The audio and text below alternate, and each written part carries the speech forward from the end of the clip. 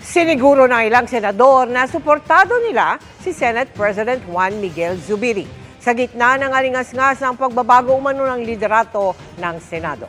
Batid na rin umano ni Zubiri ang issue. Nakatutok si Mav Gonzalez.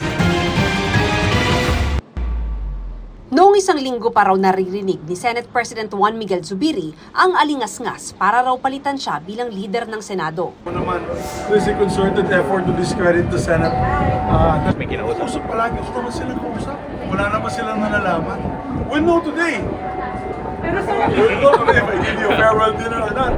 Pero sabi ni Zubiri, ipinauubaya na niya ang lahat sa kanyang mga kasamahan. I serve at the pleasure of my colleagues. I am extremely honored to serve at the pleasure of my colleagues. Ano lang naman yan. I leave it to the wisdom of my majority. Hindi sinabi ni Zubiri kung saan niya narinig ang alingas-ngas, pero si Senador J.V. Ejercito may hinala. Meron tayong hindi pinagkakasundo sa House. Ano yan, divide and conquer siguro para dahil nagbabagaan yung dalawang house dalawang houses. So, di malayo na talagang magkakaroon na naman.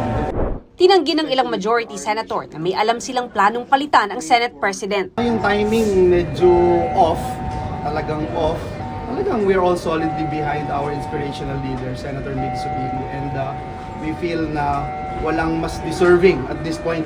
Wala akong alam sa resolution. I do not know where that came from, okay? I don't know.